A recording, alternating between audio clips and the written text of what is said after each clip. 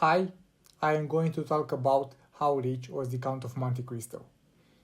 I was also curious to know how rich he was when I read the novel.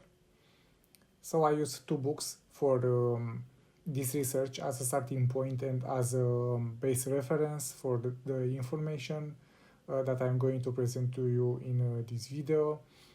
So the first one is the Oxford edition and the second one is the Penguin edition.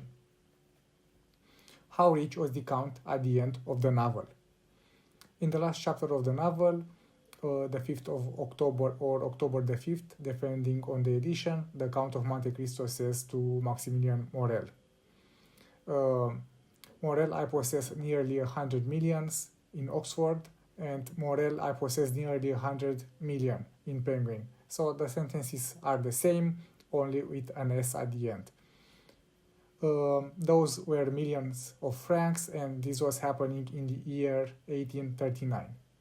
Those 100 million francs were in cash, in francs, in gold, in stocks, in lands, in houses, castles, in ships, in horses, and even in furniture that he had around several places. The price of an ounce of gold. The price of an ounce of gold was pretty constant during the 19th century, and in the year 1839 it was 4.25 British sterling pounds. His net worth in the best money, in gold. The exchange rate in the first half of the 19th century was 25 francs to 1 pound sterling. Both editions provide this information in their notes. If we are to convert 100 million francs into pounds, this will mean 4 million pounds sterling. In 1839, an ounce of fine gold was 4.25 pounds, as we saw in the previous slide. And if we are to divide 4 million pounds to 4.25, we are getting 941,176.5 troy ounces of gold.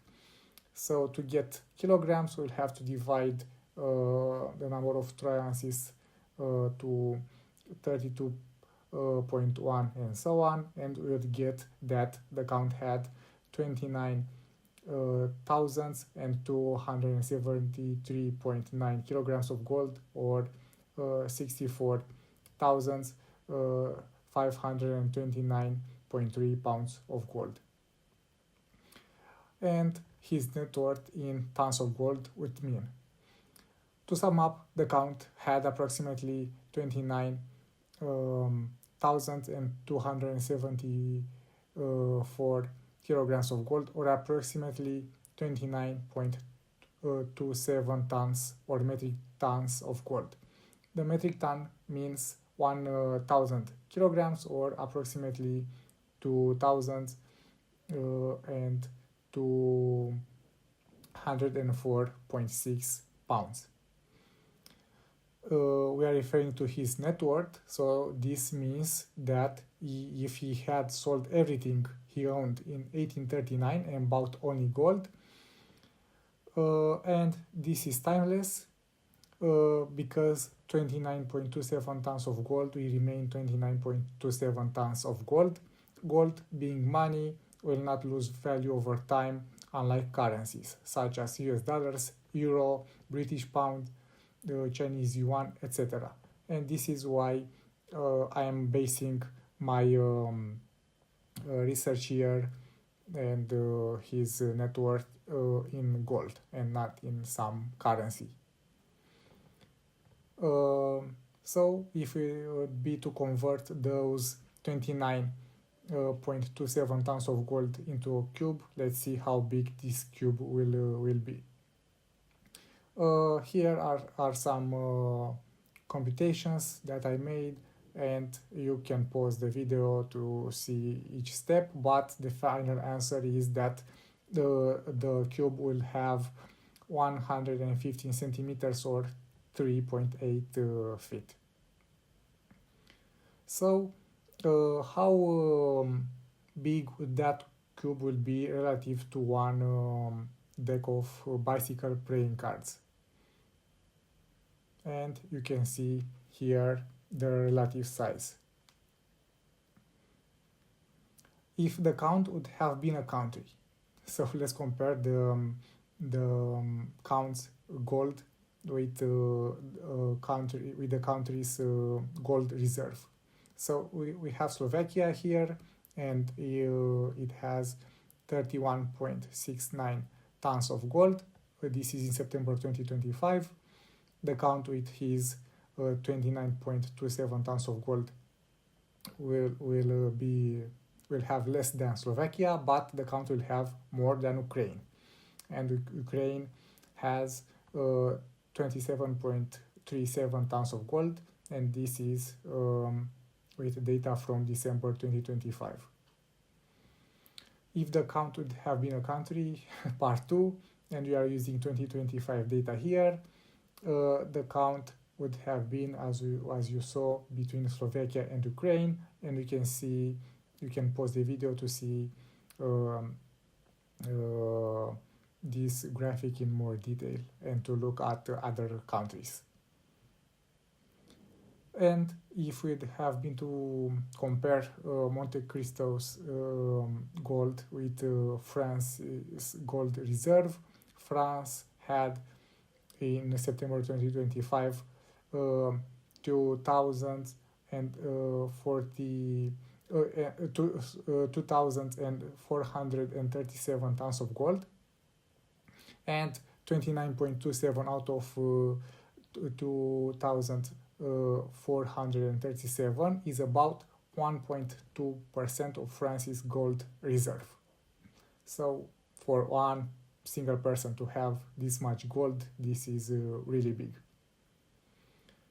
And if we would be to use some currency to express his net worth, so if he had sold its gold from 1839 in each year until 2024, you can see in this graphic, and you can also see the devaluation of the US dollar, and you need more and more dollars to buy the same quantity of gold. So here in 2024 would have between 2 and 2.5 billions of US dollars. And for those years, you are using the median price of gold.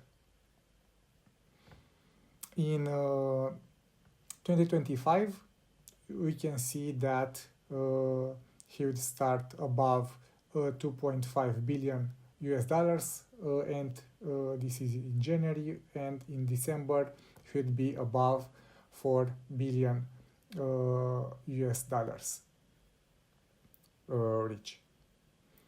And let's put that in perspective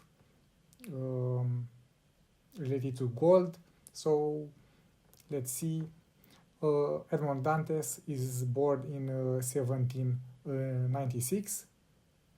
At the start of the novel in 1815, he had 19 years. He was 19 years old. In 1839, at the end of the novel, he was 43 years old. And if you have to spend 1 kilogram of gold per day between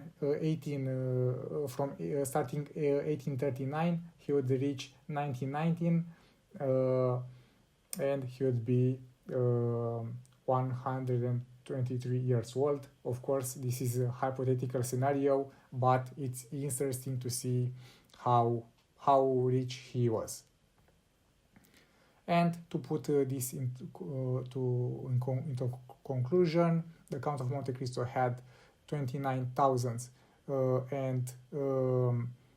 270 kilograms of gold, or 64,530 pounds of gold, or 29.27 tons of gold, or above 4 billion US dollars in December 2025. Thank you for having patience and for following this video and this presentation. You can like, share, comment, and subscribe to my channel if you liked this video. Thank you.